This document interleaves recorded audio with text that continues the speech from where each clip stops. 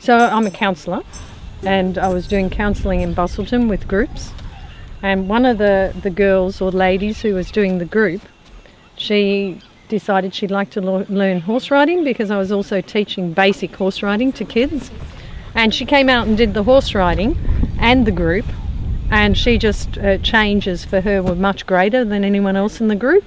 So that's when I thought of putting the horses together with the group work that I was doing. I have people with all sorts of different things happening in their lives. So some of them have got like people with depression and anxiety. The age range is from about 7 to the oldest we had was 86. And and then, you know, I do a lot of youth, so a lot of young people in an engagement program, so engaging them in so that then they engage in school, they go to study, so they build confidence and understanding of the things that are getting in their way, start to trust themselves more and trust other people more, because they build a trusting relationship with the horse, and then they go on from the program and go back to school. So the attendance rate of these kids goes up. They also engage in, start to, you know, go and train, do other training programs, TAFE, or go on to do employment. So the program doesn't follow any rigid structure, but there are different concepts that we cover in a 6-week program. It depends on what the participants come with. So if they come and they've got a lot of anxiety, we start really slowly. It all depends on how quickly the anxiety, how quickly they learn to shift their anxiety or their fears, how quickly we move through. Young, disengaged people who don't really want to involve themselves at school, or, you know, having some issues at home. And so with those kids, we move a lot quicker.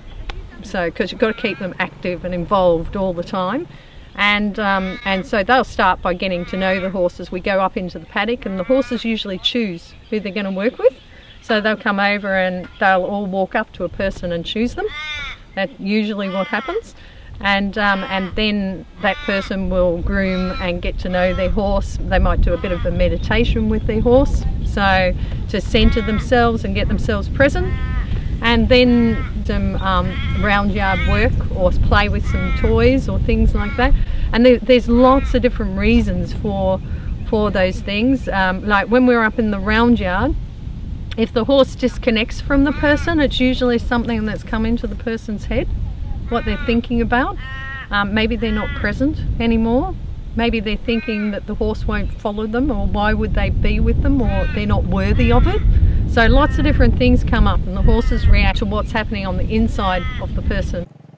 As their relationship builds, we do more challenges. So we'll go down to the river, and down at the river we'll play, like going through, getting your horse into the water, playing in the water, going across little bridges and past the waterfall. And these horses that I work with, they're not highly trained. So they won't just do it because they have to. They'll do it because they feel comfortable and confident that you're okay to be with and to follow.